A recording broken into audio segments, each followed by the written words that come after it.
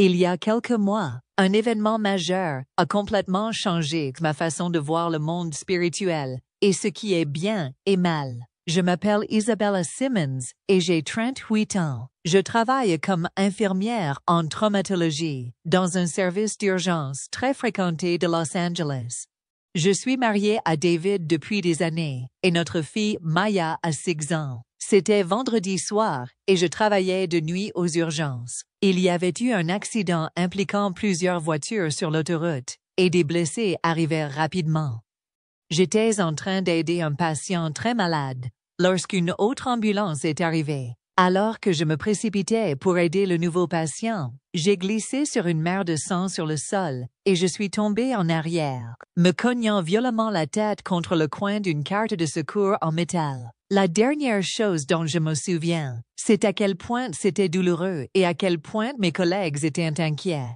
J'ai appris plus tard que j'avais subi un grave traumatisme crânien. Mon cerveau a beaucoup gonflé après l'impact. J'ai donc dû subir une opération d'urgence immédiatement.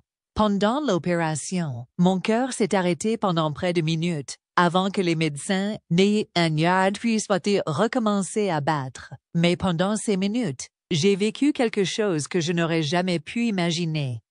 Quelque chose qui a changé. C'est difficile à décrire, mais je vais faire de mon mieux. La première chose dont je me souviens, c'est un profond sentiment de paix. La douleur et le chaos des urgences ont disparu, et j'ai eu l'impression de flotter dans les airs. J'étais dans un lieu d'une beauté et d'une lumière inimaginable, et je me suis sentie attirée par une lumière vive qui ne ressemblait à rien de ce que j'avais déjà vu. Elle était plus brillante que le soleil, mais elle n'était ni dure ni aveuglante. Il dégageait de la chaleur. En regardant autour de moi, j'ai vu une silhouette s'approcher de moi. En s'approchant, j'ai réalisé que c'était Jésus. Je sais que ça paraît fou, mais je n'avais aucun doute sur le fait qu'il était bien celui qu'il prétendait être. Sa présence était remplie d'amour et de sagesse d'une manière difficile à expliquer. Il m'a salué par mon nom et m'a dit « Tu es arrivé plus tôt que prévu, mais il y a quelque chose d'important que je dois te montrer avant que tu partes. » Je restais sans voix en sa présence, mais je réussis à lui demander « Tu ne vas pas rester ?» demanda Jésus avec un doux sourire. « Pas encore, Isabelle. Ton travail sur terre n'est pas terminé. Mais ce que je vais vous montrer vous aidera à comprendre la véritable nature de la bataille à laquelle vous participez. » Jésus nous a clairement fait comprendre qu'il ne s'agissait que d'une brève visite. Soudain, la scène autour de nous a changé. Nous n'étions plus dans ce lieu de paix et de lumière. Nous étions dans ce que je ne peux décrire que comme le paradis. Mais c'était tellement plus beau et glorieux que notre monde. Ils chantaient tous des louanges et émettaient de la lumière. La musique ne ressemblait à rien de ce que j'avais pu entendre sur terre.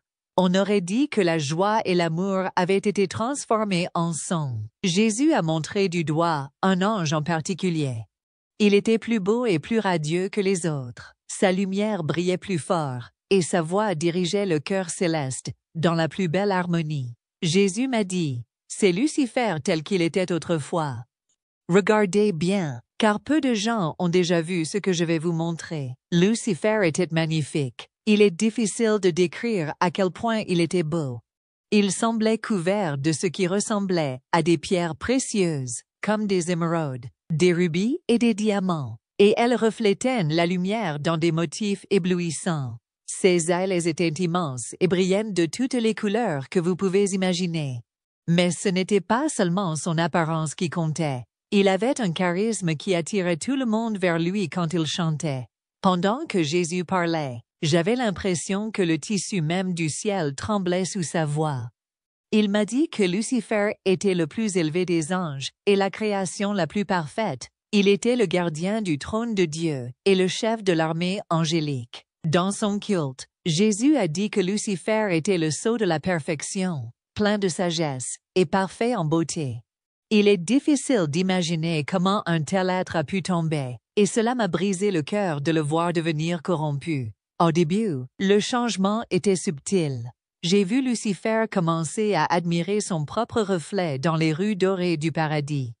Il semblait se regarder lui-même pendant un long moment. Jésus me dit, « Regarde, car je voyais naître l'orgueil. » Je le vis alors se comparer aux autres anges, et son visage changeait légèrement à chaque comparaison. Jésus m'a dit que l'orgueil prenait racine dans le cœur de Lucifer. Il avait oublié que sa beauté et ses talents étaient des dons de Dieu. C'était comme si je pouvais voir ses pensées. Il pensait, « Pourquoi devrais-je m'incliner devant quelqu'un? Je suis le plus beau et le plus talentueux. Je devrais être vénéré. Je devrais être obéi. » Jésus m'a dit que l'orgueil est la source de tous les péchés. C'est ce qui transforme l'amour des autres en amour de la gratitude envers soi-même, du droit, du service et de la domination. J'ai vu Lucifer commencer à essayer d'attirer l'attention des autres anges. Il rendait ses chants et ses mouvements plus compliqués, comme s'il se produisait devant un public, au lieu de diriger le culte. Je l'ai également vu commencer à murmurer à d'autres anges. Jésus m'a dit que Lucifer sème le doute, en suggérant que Dieu cache aux anges quelque chose qu'ils méritent davantage. Beaucoup d'autres anges se laissèrent influencer par ces paroles, du genre « Ne penses-tu pas que nous méritons mieux? Nous sommes si puissants et si beaux. Pourquoi devrions-nous adorer Dieu? Pourquoi ne pouvons-nous pas être des dieux nous-mêmes? » Je pouvais voir la confusion et le doute se répandre parmi les anges. Certains se défendirent, mais d'autres furent attirés par la vision de Lucifer d'égalité avec Dieu. Jésus m'a dit que le libre arbitre est comme une épée à double tranchant. Il peut conduire à l'amour et à la dévotion, mais il peut aussi conduire au rejet et à la rébellion. C'était choquant de voir à quel point il était utilisé pour retourner d'autres anges contre Dieu. Lucifer était très convaincant et charismatique. Il posait des questions qui semblaient innocentes au premier abord, mais qui étaient en réalité destinées à rendre les gens malheureux. Par exemple, il demandait « Avez-vous déjà pensé à la raison pour laquelle Dieu garde l'arbre de la connaissance pour lui-même? Ne pensez-vous pas que nous méritons également d'avoir cette connaissance? Ou encore, pourquoi devrions-nous nous incliner devant les humains? Ne sommes-nous pas plus grands qu'eux? » L'un des aspects les plus profonds de la vision était de voir à quel point Dieu était triste. Jésus m'a dit que le cœur de notre Père est brisé parce qu'il aime tellement Lucifer et tous les anges. Mais l'amour exige le libre arbitre. Tout le monde, même au ciel, a le choix d'aimer et d'obéir à Dieu ou non. J'ai vu Dieu tendre la main à Lucifer à plusieurs reprises, lui donnant l'occasion de changer d'avis. Mais l'orgueil de Lucifer l'en a empêché à chaque fois. J'ai vu Lucifer rassembler ses disciples. Environ un tiers des anges semblaient avoir changé d'avis à cause de ses arguments. Il se tenait devant le trône de Dieu et dit, « Je monterai au-dessus des sommets des nuages. Je me ferai semblable au Très-Haut. » Dès qu'il a prononcé ces mots, un grand changement s'est produit. La lumière qui venait de Lucifer a commencé à s'estomper, et j'ai pu voir les ténèbres s'infiltrer dans son être. Puis il y eut un éclair brillant, et Michel, un autre archange, apparut avec un groupe d'anges fidèles. Jésus dit, il y avait une guerre dans le ciel. Cette guerre dans le ciel ne ressemblait à aucune bataille que j'aurais pu imaginer. Il n'y avait pas d'armes physiques, mais j'ai vu des courants de lumière se heurter aux ténèbres qui s'avançaient. Les anges fidèles dirigés par Michael repoussaient Lucifer et ses partisans. Mais ce qui m'a brisé le cœur, c'est de voir Lucifer et les anges rebelles changer alors qu'ils luttaient contre la volonté de Dieu. Leurs formes ont commencé à se tordre et à se corrompre, et leur lumière autrefois magnifique a été dévorée par les ténèbres. Lucifer et ses disciples ont été emmenés au bord du paradis. Et puis, en un instant que je n'oublierai jamais, ils ont été jetés dehors. J'ai vu Lucifer tomber comme une étoile jetée du ciel. Il m'a montré que Dieu voulait une véritable relation avec sa création.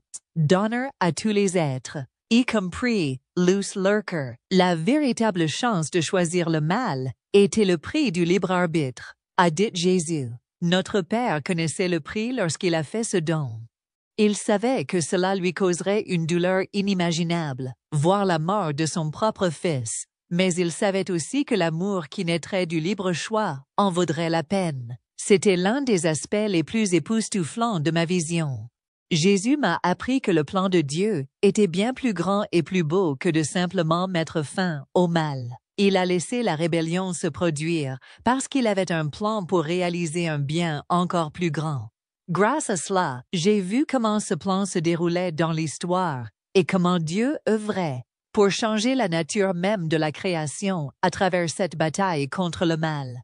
L'objectif final n'était pas seulement de vaincre Satan, mais de faire surgir des êtres qui avaient affronté le mal et choisi le bien, qui connaissaient le prix de l'amour et l'avaient choisi librement. Jésus m'a aussi dit que grâce à cette lutte, les humains ont la chance de devenir quelque chose que même les anges ne comprennent pas pleinement. En conséquence, je vois maintenant notre vie sur Terre comme un creuset, un lieu où nous sommes raffinés et transformés.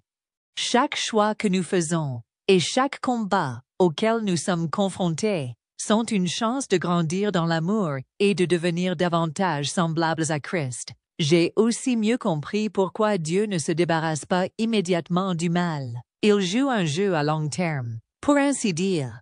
Le but n'est pas seulement de détruire le mal, mais de créer des êtres qui ont affronté le mal, vu à quel point il est vide et choisi librement l'amour à la place. L'idée d'un châtiment éternel ou de l'enfer était l'un des aspects de ma vision les plus difficiles à comprendre. Jésus m'a montré que l'enfer n'est pas tant un endroit où Dieu envoie les gens, mais un état d'être qui résulte du rejet de l'amour et du choix de l'égocentrisme. J'ai vu comment le choix de Lucifer de rejeter Dieu a conduit à une sorte d'exil auto-imposé. L'obscurité qui l'a consumé n'était pas quelque chose qui lui était infligé par la source de toute lumière et de tout amour. Jésus a dit que ce que vous appelez l'enfer est l'état final permanent des gens qui, comme Lucifer, choisissent l'amour propre plutôt que l'amour à la fin. Ce n'est pas une punition de Dieu, c'est le résultat naturel de leur choix. Jésus m'a donné une réponse compliquée quand je lui ai demandé si Lucifer ou les anges déchus pouvaient être sauvés. Il m'a montré que l'offre du salut est toujours ouverte, parce que l'amour de Dieu ne s'arrête jamais.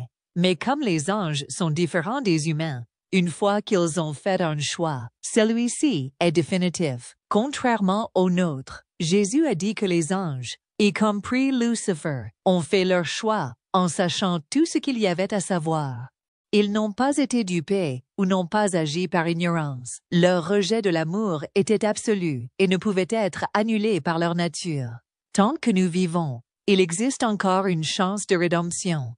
Jésus m'a montré que la vie de chaque personne est une série de choix qui mènent soit à l'amour, soit à l'opposé. Le jugement final est en réalité la révélation du choix que nous avons fait tout au long de notre vie. Je ne m'attendais pas à ce qu'il soit si facile ou si difficile de résister à la tentation et d'éviter le sort de Lucifer.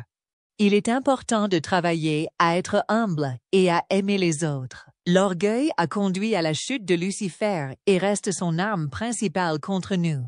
Jésus m'a appris qu'être véritablement humble ne signifie pas avoir une moins bonne opinion de moi-même, mais plutôt reconnaître notre dépendance à Dieu et notre lien avec les autres.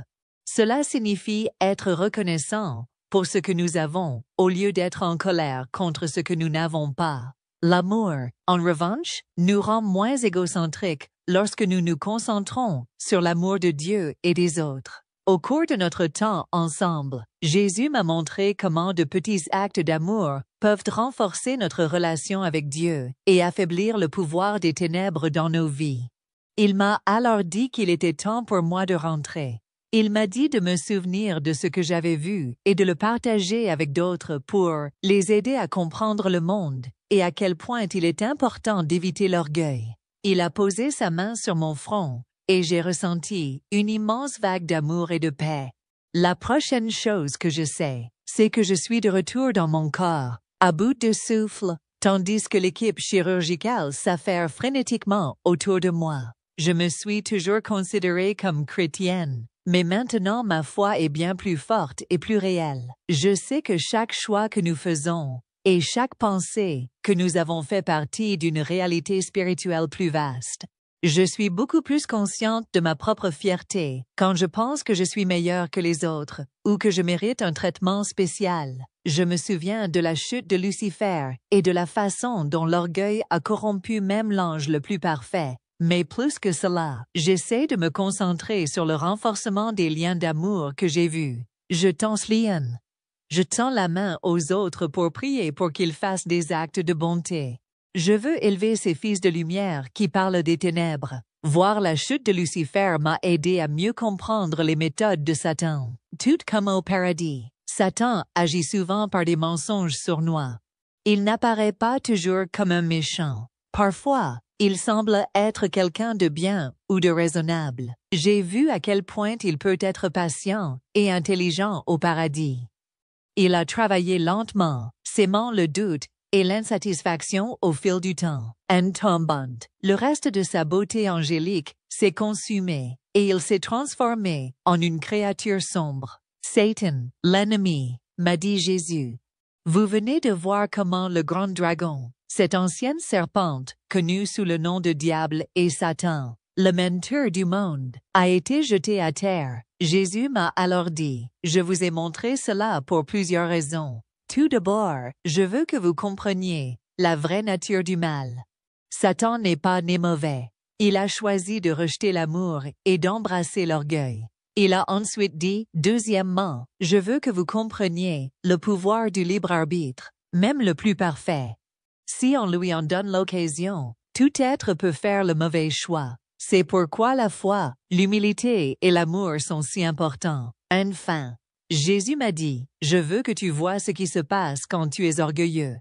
L'orgueil est la racine de tous les péchés, et il peut ruiner même les plus belles choses que mon Père a faites. Il m'a ensuite conduit à ce qui ressemblait au bord du ciel, d'où je pouvais voir la terre en contrebas. Ce qui m'a étonné, c'est que je pouvais voir de fines lignes de lumière, reliant les gens au ciel et entre eux. Jésus m'a alors montré comment la chute de Lucifer a changé la terre. J'ai vu les ténèbres se répandre dans le monde entier, et j'ai pu voir de minces et sombres tentations de s'emparer des gens. Jésus m'a dit que c'étaient les œuvres de l'ennemi. La tentation, le doute et la peur tentaient tous d'éloigner les gens de Dieu et de leurs semblables. Mais ensuite, il m'a montré quelque chose de magnifique, des fils de lumière reliant les gens au ciel et les uns aux autres. Jésus a dit que ce sont les liens de l'amour. Chaque acte de bonté, chaque réunion de prière et chaque service religieux renforçait ces liens. Ce que j'ai vu était comme une vague de ténèbres se répandant sur la terre, après que Lucifer et ses disciples ont été chassés du ciel. C'était comme si la rébellion avait laissé le mal entrer dans le monde réel.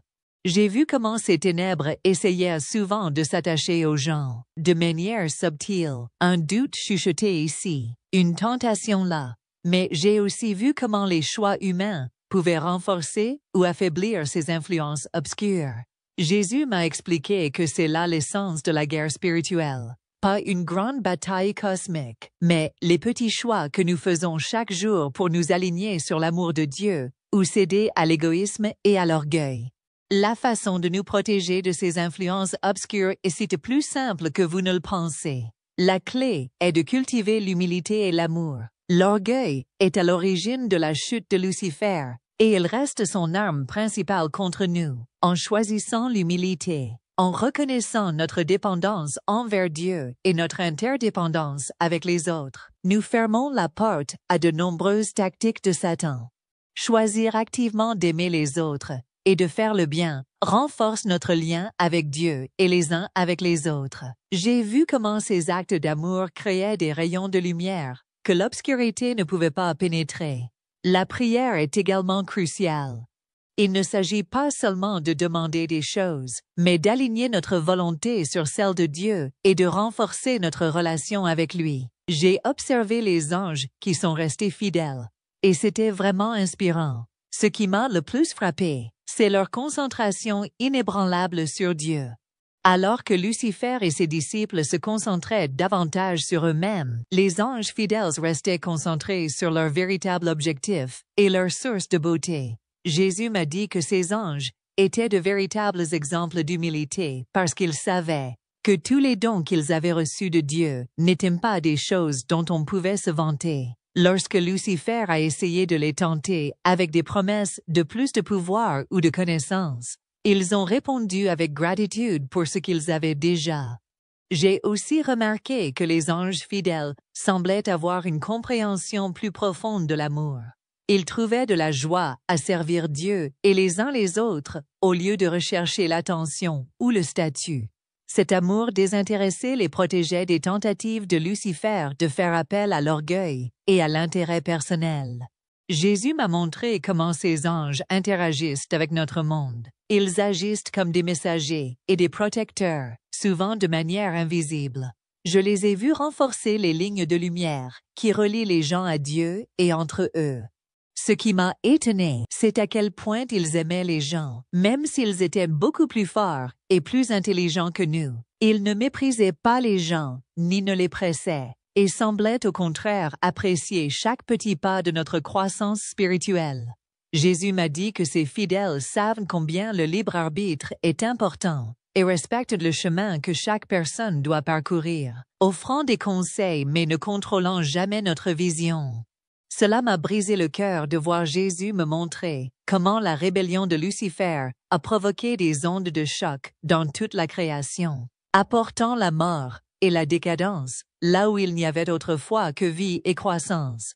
Toute la création a été transformée lorsque le péché est entré dans le monde. C'est pourquoi des catastrophes naturelles se produisent, et les animaux se font du mal les uns aux autres. Mais même dans tout cela, j'ai vu de l'espoir. Jésus m'a montré que la création elle-même aspire à la rédemption. J'ai vu comment les actes d'amour et d'obéissance à Dieu peuvent repousser les ténèbres, non seulement dans le cœur des gens, mais dans le monde qui nous entoure. Je pense qu'il fait la même chose dans notre monde, érodant lentement la foi et les fondements moraux des gens. Mais la chose la plus importante que j'ai apprise est que Satan est un être créé, pas l'exact opposé de Dieu. Il peut tenter et tromper les gens, mais il ne peut pas les faire pécher. Nous avons toujours le choix. Oui, Jésus a parlé plus en détail de la façon dont Satan travaille dans le monde. Il m'a dit que l'outil principal de Satan est la tromperie. Tout comme il s'est trompé en pensant qu'il était l'égal de Dieu, il veut maintenant tromper les gens. Jésus m'a montré comment Satan et ses anges déchus, qui sont maintenant des démons, déforment que la vérité pour faire paraître bonnes les mauvaises choses et mauvaises les bonnes. Ils mentent, attisant l'orgueil et la colère, et essaient de détourner les gens de Dieu et les uns des autres. J'ai vu des moments dans l'histoire humaine où l'orgueil, la cupidité et le désir de pouvoir ont conduit à des crimes terribles. Mais j'ai aussi vu comment les actes d'amour, de sacrifice et de foi ont permis de lutter contre les ténèbres. Jésus m'a dit que la bataille que tu as vue au ciel se poursuit toujours sur terre, mais pas avec des épées et des armées venues du ciel, mais dans le cœur et l'esprit de tous les peuples. Jésus m'a montré des aperçus de l'avenir, mais il m'a clairement fait comprendre qu'il s'agissait de possibilités et non d'événements prédéfinis. Son explication de l'avenir est basée sur les choix que font les gens en réponse à l'amour de Dieu. J'ai compris que le but ultime de l'histoire est que tout soit réglé par Dieu, mais que le chemin pourrait être lent et paisible, ou plein de chaos et de souffrance, selon ce que les gens choisissent. Vous pouvez être sûr que l'amour finira par triompher, mais le chemin que vous emprunterez pour y parvenir dépendra de vos choix, en tant que mes enfants. Chaque acte d'amour accélère le jour où tout sera renouvelé. J'ai eu des aperçus de ces événements, mais ils étaient plus mentaux que physiques. J'ai vu le retour du Christ davantage comme une ouverture de la réalité, comme si le monde spirituel devenait soudain visible à tous, montrant à quoi tout ressemblait réellement. Pour moi, le jugement n'était pas un procès au sens habituel du terme. Il s'agissait plutôt d'une démonstration finale de la vraie nature de chaque personne, façonnée par les choix qu'elle avait faits tout au long de sa vie. Ceux qui avaient grandi dans l'amour et la connexion avec Dieu gravitaient naturellement vers Dieu, tandis que ceux qui avaient choisi l'égocentrisme ne pouvaient pas supporter l'éclat de l'amour divin. Jésus m'a dit que le jugement n'est pas quelque chose que j'impose aux gens, mais le résultat final de leur choix d'accepter l'amour ou de le rejeter. J'ai appris que l'amour véritable et humble est la force la plus puissante de l'univers. C'est ce qui maintient tout ensemble et donne un sens à la vie. Lucifer est tombé parce qu'il s'est détourné de l'amour et s'est tourné vers lui-même. Nous nous élevons lorsque nous nous tournons vers l'amour et nous éloignons de nous-mêmes. J'ai aussi appris que chaque choix compte. Nous faisons tous partie d'un drame cosmique, plus grand que nous pouvons l'imaginer, mais nous n'avons pas besoin de faire de grandes choses pour en faire partie. Faire de petits choix chaque jour pour aimer, être gentil et choisir l'humilité plutôt que l'orgueil est la façon dont nous nous alignons sur les plans de Dieu. Finalement, j'ai appris que, même si les choses semblent mauvaises, l'amour finira par triompher, non par la force ou la coercition, mais par le libre choix de ceux qui connaissent la valeur suprême de l'amour. Nous pouvons tous participer à cette victoire en tissant des fils de lumière dans la tapisserie de la création.